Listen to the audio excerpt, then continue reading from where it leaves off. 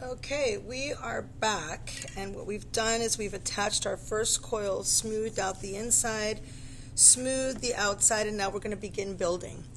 For this kind of clay, you're going to need a grog sponge. That's these ones that say Mud Tools on the top, and they're located in a basket above the sinks. So the reason we switch sponges is because you want to not bring the grog up to the surface, and a regular sponge will do that. So make sure you're using a grog sponge. I'm going to go ahead and start the process of preparing the last coil by scoring, and then I've rolled a bunch of coils, set them in a bag.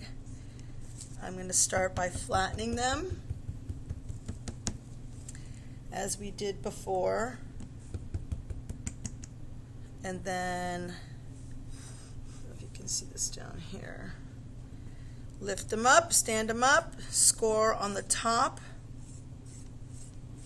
This is a really long coil, so we'll see how far we get with this one. Make sure you're scored really well.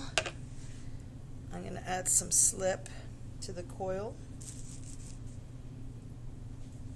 And now I'm adding slip to my already started coil pot over here.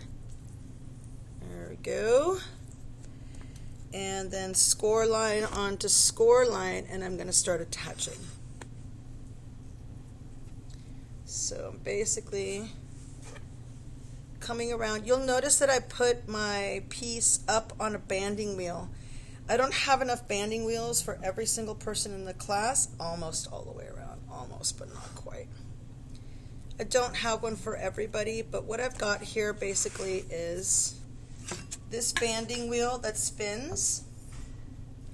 I've got a board on top of that for support, and then my slab mat with my piece on top.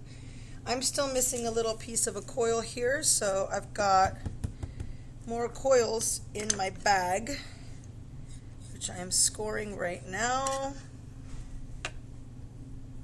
Adding a little slip, and then again overlap.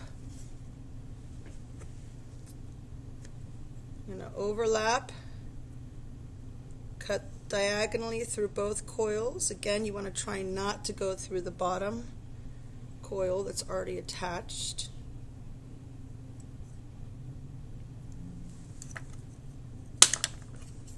I'm going to score that connection. Add a little slip and connect, just pushing together. And then same with the other side. Take those little extra pieces out. Oop.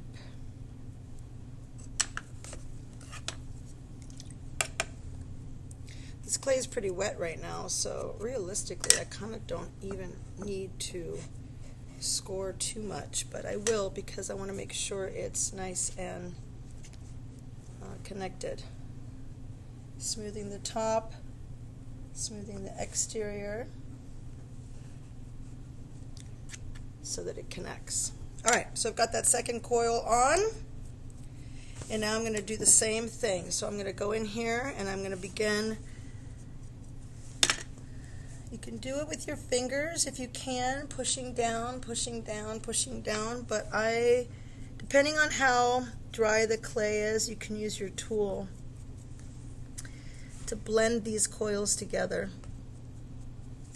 I can also use a rib if you want. I don't know. I feel like this knife is probably the best thing to use.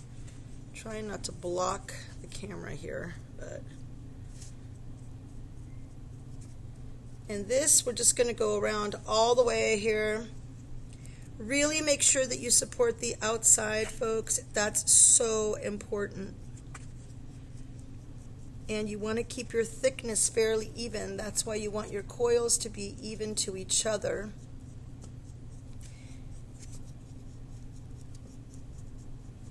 So see how my hand is on the outside as I push down. I know I'm blocking on the mini camera, but the top camera you can see what's going on here. I want to also connect the outside. So now I'm supporting the inside and connecting down on the outside. And I'm going to go along the whole pot this way. The connection has to happen every time you add a coil, and then your height really depends on how tall you want your pot to be. So this is the kind of pot that's going to go into the oven to cook your food, or you could just use it to serve your food at your table, either way. So the height, you want to make sure that you consider that this clay is going to shrink, and also that you want to be able to hold food in it without it spilling out, right? So make sure that it's tall enough. I'll probably give you some minimum requirements here for height.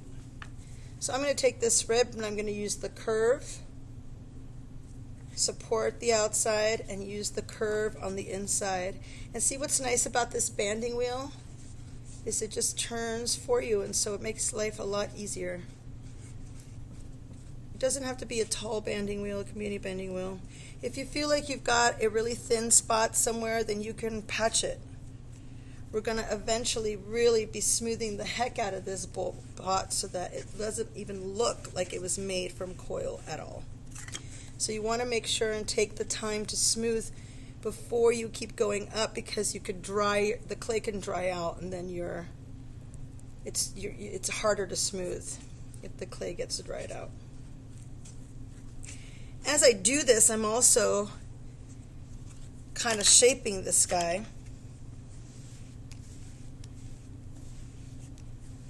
And smoothing, smoothing, smoothing. This is just the inside, and then we're going to hit the outside as well. And see, you can really lift this easily now because it's on that slab mat. It's not sticking to anything. There we go, looking pretty good. So I'm just going to start hitting the outside. Don't forget to clean off your rib, folks. Always, always, always. And I'm going to start smoothing the exterior now so that we have a really good solid connection and nothing is going to get torn apart here. If you're feeling a thin spot anywhere, make sure that you are patching right away before the clay dries out. See how I'm supporting the inside as I go around the outside. Make sure that nothing is going to collapse. And then we're going to hit the outside with the sponge as well. And we're going to keep going up here. This dish is going to be a circle with handles on it like this.